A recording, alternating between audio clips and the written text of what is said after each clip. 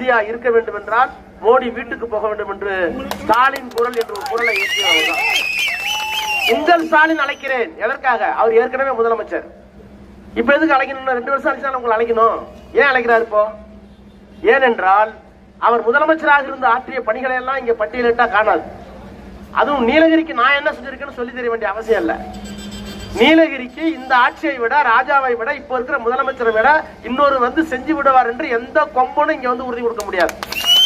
அந்த அளவுக்கு செஞ்சாச்சு. ஆனா அதையெல்லாம் சொல்லி எனக்கு ஓட்டு போடுங்கன்னு கேட்கறதுக்கு எனக்கு உரிமை இருக்கு, தகுதி இருக்கு. இங்க இருக்கிற எல்லா தலைவர்களுக்கும் இருக்கு. நாங்க இந்த திட்டத்தெல்லாம் கொண்டு வந்தோன்னு. ஆனால் அதற்காக அல்ல இன்றைக்கு ஓட்டு. அதற்காக உதயசூரனுக்கு நீங்க போட்டுன்னு சொல்ல மாட்டேனாங்க. நீலகிரிக்காக கூட அல்ல, தமிழ்நாட்டுக்காக கூட அல்ல, இந்தியாவை காப்பாற்ற வேண்டிய மிகப்பெரிய இடத்திலே இருக்கின்ற நம்முடைய தலைவர் அண்ணன் முத்துவேல் கருணாநிதி ஸ்டாலின் என்கின்ற இந்த மாமனிதர் இன்றைக்கு உலகத்தால் உற்று பார்க்கப்படுகிறார். உலகத்தால் உற்று பார்க்கப்படுகிறார். நீங்க கொஞ்சம் நினைச்சு பாருங்க. அவர் முதலமைச்சராக வருகிற போது தமிழ்நாட்டில் என்ன நிலைமை? நான் பக்கத்துல இருந்தேனே, ரொம்ப மகிழ்ச்சியோட போனாரா கார்ல பதவி ஏத்துக்கிறதுக்கு? அவரும் முகக்கவசம், உங்களுக்கு எல்லாத்துக்கும் முகக்கவசம், எல்லாம் ஊம படம் பார்த்த மாதிரி எல்லாம் ஓன் போயிட்டு இருந்தோம். அப்படிதான் போய் பதவி ஏத்துக்கிட்டார்.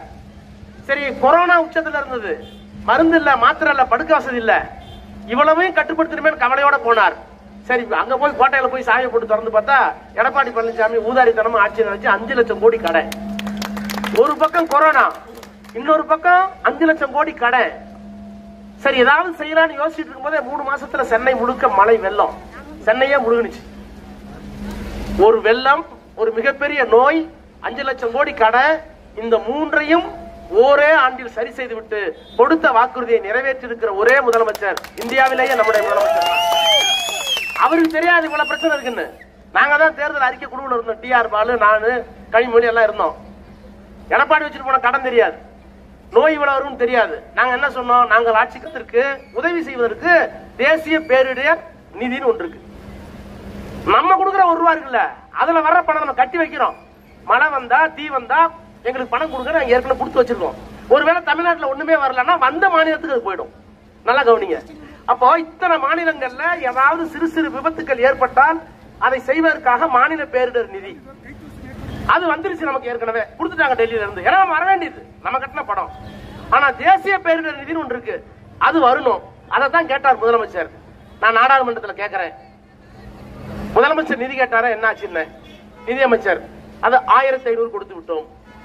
நான் திரும்ப சொன்னேன், ஐயா அந்த 1500 நாங்க கட்டின வரி பணம், எங்களுக்கு வர வேண்டிய பணம். உங்கள்கிட்ட ஒரு பணம் இருக்கு, அந்த பணம் எங்க, அதை கொடுங்க. அதுதான் அந்த 1500. நான் திரும்ப கேட்டேன், ஐயா புரிஞ்சுங்க, நாங்க கட்டுற பணத்துல மாநிலத்துக்குன்னு ஒரு நிதி இருக்கு. நீங்க மொத்தமா ரயில்வே எல்லாம் மத்திய அரசாங்கம் வசூல் பண்றீங்களா, அந்த தொகையில எந்த மாநிலத்தில் பாதிப்பு ஏற்பட்டாலும் நீங்க கருணையோடு கரிசனத்தோடு கொடுக்க வேண்டிய பணம் ஒண்ணு வச்சிருக்கீங்க. இந்த பணம் வந்துருச்சு, அந்த பணம் எங்க என்ன, அதுதான் இது.